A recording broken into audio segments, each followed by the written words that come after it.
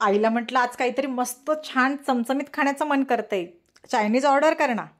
आई म्हणाली बाहेरनं कशाला ऑर्डर करायचंय, मस्त तुला मी बनवून देते की नाही. म्हटलं आई चायनीज बनवते, बघूयात कसं बनवते ते. चला तर बघूयात. त्यासाठी पातेल्यात पाणी घेतलंय. पाणी थोडंसं बॉईल झालं, उकळलं पाणी की त्यामध्ये टाकायचे नूडल्स आणि वरतून टाकायचे थोडंसं तेल, म्हणजे नूडल्स एकमेकांना ते चिकटत नाही आतमध्ये.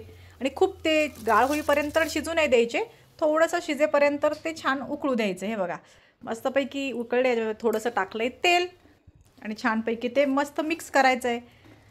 हे बघा सगळे मऊसूत आणि एकदम मोकळे मोकळे नूडल्स दिसत आहेत आपल्याला, छान जसे की आपण चायनीज बघतो ना हॉटेलमध्ये शिजवून ठेवलेले असतात तसे. त्यानंतर ते घ्यायचे, एका चाळणीमध्ये गाळून घ्यायचे, सगळं पाणी निघून जातं आणि वरती फक्त ते नूडल्स पाणी निथरून घ्यायचं आहे. ते साईडला ठेवलं की त्यावरती थोडंसं तेल टाकायचं आहे, म्हणजे त्याचा एकत्रित असा गचका लगदा होत नाही. हे बघा असे मोकळे होतात मस्तपैकी. आपण आता करूयात छान फोडणीची तयारी. त्यासाठी घेतला एक कांदा. चायनीज नूडल्ससाठी काय काय लागतं, छान कांदा लागतो, व्हेजिटेबल्स लागतात, सॉसेस लागतात.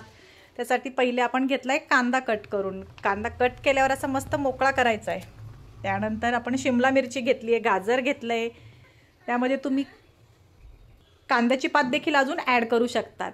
त्यासाठी अजून हे बघा chilli sauce, green chilli sauce, red chilli sauce, pasta masala, tomato sauce, हे सगळं छानपैकी आपल्याला लागणार आहे. चला आता करूयात मस्तपैकी, घालूयात फोडणी, करूयात चायनीज नूडल्स. त्यासाठी कढई घेतली, तेल तापत ठेवलं आहे. तेल तापलं की त्यामध्ये छानपैकी कांदा टाकला आहे आणि खूप काही जास्त वेळ कांदा भाजायचा नाही, नॉर्मल फक्त असं आपल्याला फ्राय करायचं आहे, खूप एकदम शिजेपर्यंत. त्यामध्ये टाकलं आहे गाजर, शिमला मिरची टाकली आहे, नॉर्मल फक्त ते छान फ्राय करून घेतलं आहे. बघा मस्तपैकी. आजकाल मुलांना पण छान आवडतं काहीतरी वेगळं करायचं आहे, पटकन स्नॅक्स आयटम कधीतरी सकाळी संडेला वगैरे ब्रेकफास्टला वगैरे आपण बनवू शकतो झटकीपट घरीच. कुठे बाहेरचं खाणार, पावसाळ्याचे दिवस चालले आहेत ना, त्रास पण होतं हो की नाही बाहेरचं खाल्ल्यावर. मग मस्तपैकी झटकीपट घरी छानपैकी बनवायचं. त्यामध्ये टाकली धना पावडर, हळद आणि तिखट प्रमाणात तुम्हाला जसं पाहिजे तसं टाकायचं आहे. यामध्ये मी काही खाण्याचा कलर वगैरे टाकला नाही आहे, पण तुम्ही नूडल्सचा कलर खूप सुंदर आहे बघा, झाल्यावरती एकदम लाल लाल मस्त दिसतो.